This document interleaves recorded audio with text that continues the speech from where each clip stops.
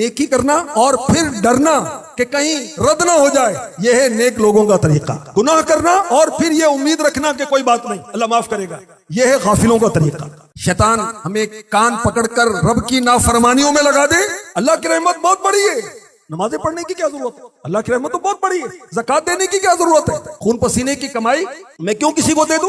اللہ کی رحمت بہت بڑی ہے، وہ معاف کر دے گا۔ میں سود کا لین دین کیوں نہ کروں؟ میں رشوت کا لین دین کیوں نہ کروں؟ اللہ کی رحمت بہت بڑی ہے۔ جب دل میں آئے گا میں گالی دوں گا، جب میرا دل چاہے گا میں غیبت کروں گا، جب میرا دل چاہے گا میں مسلمانوں کی چغلیاں کروں گا، ایک کو دوسرے سے لڑاؤں گا۔ اللہ کی رحمت بہت بڑی ہے۔ لوگوں کے عیب میں اچھالوں گا، مجھے کیا پرواہ ہے؟ مال دبا لے کسی کا، کسی کی چیز عارضی طور پر لے کر واپس کرنے کی کیا ضرورت ہے؟ اللہ کی رحمت بہت بڑی۔ مسلمانوں کے برے برے نام رکھنے میں حرج کیا ہے؟ ذرا مزہ آتا ہے، ذرا ہنسی مذاق بنتی ہے۔ اللہ کی رحمت بہت بڑی ہے، خیر ہے، کوئی حرج نہیں ہے۔ میں کسی کو لمبو کہہ دوں، میں کسی کو ٹھنگو کہہ دوں، میں کہہ دوں کہ تیری برادری چھوٹی ہے، میری برادری بڑی ہے، تیری اوقات کیا ہے؟ تو کماتا کیا ہے؟ تو سمجھتا کیا اپنے آپ کو؟ کیا حرج ہے کہنے میں؟ اللہ کی رحمت بہت بڑی ہے۔ مرد عورتوں کے ساتھ دوستی کریں، چیٹ کریں، وائس میسج کریں، ملاقات کریں، آپس میں رابطہ رکھیں، کیا حرج ہے؟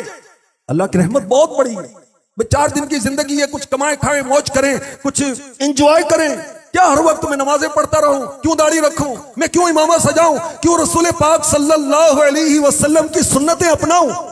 بس اللہ کی رحمت بہت بڑی ہے۔ مسلمانوں کے لیے میرے دل میں تکبر ہو، غرور ہو، حسد ہو، ریا ہو، بغض ہو، کینہ ہو، مجھے غصہ آئے تو میں کسی پر ہاتھ رکھ دوں، کنجوسی کروں، خود پسندی کروں، میں جو سمجھ میں آتا کروں، مجھے کیا ضرورت ہے کہ میں پریشان رہوں؟ اللہ کی رحمت بہت بڑی ہے۔ اللہ کی رحمت بہت بڑی ہے تو اس کا مطلب یہ نہیں کہ استغفر اللہ ہم گناہ کرنے لگ جائیں، اللہ کی نافرمانیاں کرنے لگ جائیں۔ اللہ تبارک و تعالیٰ کی رحمت کتنی بڑی ہے، اس کا ادراک رکھنے والے ہم سے زیادہ اولیاء کرام ہیں، ہم سے زیادہ صحابہ کرام سمجھتے تھے اللہ کی رحمت کتنی بڑی ہے۔ انبیاء کرام ہم سے زیادہ سمجھتے تھے۔ میرے آقا صلی اللہ علیہ وسلم فرماتے ہیں میں تم میں سب سے زیادہ اللہ کا خوف رکھنے والا ہوں، اس لیے کہ میں سب سے زیادہ رب کی معرفت رکھنے والا ہوں۔ سید الانبیاء محمد مصطفیٰ صلی اللہ تعالی علیہ وآلہ وسلم کے مبارک سینے سے ہنڈیا کے ابلنے کی سی آواز آتی تھی خوف خدا کی وجہ سے۔ میرے آقا صلی اللہ علیہ وآلہ وسلم اس قدر طویل نماز پڑھتے کہ آپ کے مبارک قدم سوج جایا کرتے تھے، سویلنگ ہو جاتی۔ اور جب بی بی عائشہ صدیقہ طیبہ طاہرہ عابدہ زاہدہ رضی اللہ تعالی عنہا عرض کرتی کہ آقا آپ کے صدقے میں اللہ نے اگلے اور پچھلوں کے گناہ معاف فرما دیے، آپ اتنی عبادت کیوں کرتے ہیں؟ تو میرے نبی فرماتے ہیں کیا میں اللہ کا شکر گزار بندہ نہ بنوں؟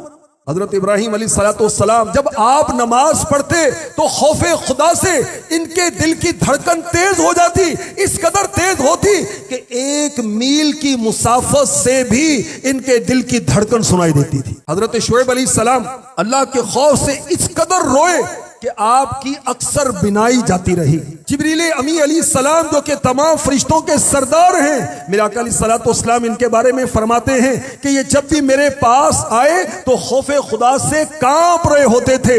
حضرت صدیق اکبر رضی اللہ تعالی عنہ آپ نے ایک پرندے کو، ایک برڈ کو دیکھا، کہا کاش میں تیری طرح ہوتا، مجھے انسان نہ بنایا گیا ہو۔ فاروق اعظم رضی اللہ تعالی عنہ عذاب کی آیت سنتے بے ہوش ہو جاتے، بیمار ہو جاتے، اس قدر روتے اللہ کے خوف سے کہ آپ کی آنکھوں کے نیچے 2 کالی لکیریں پڑ گئی تھیں۔ فرمایا کرتے کاش میری ماں مجھے نہ جن جاتی۔ اللہ کی رحمت بہت بڑی ہے۔ یہ لوگ ہم سے زیادہ اللہ کی رحمت کو سمجھتے تھے مگر اللہ کے خوف سے روتے تھے، کثرت کے ساتھ نمازیں پڑھتے تھے، کثرت کے ساتھ روزے رکھتے تھے، ان کی زندگیاں روزوں میں گزرتی تھیں، ان کے دن روزہ رکھنے میں اور رات عبادت میں گزرتے، اور پھر یہ رب کی بارگاہ میں روتے تھے یا اللہ ہمارے گناہ معاف کر۔ اور ہم تو گناہ کر کے کہتے ہیں کہ جی اللہ معاف کرنے والا ہے، بلا شبہ اللہ معاف کرنے والا ہے۔ کیا اللہ کی معافی کا ان کو پتہ نہیں تھا؟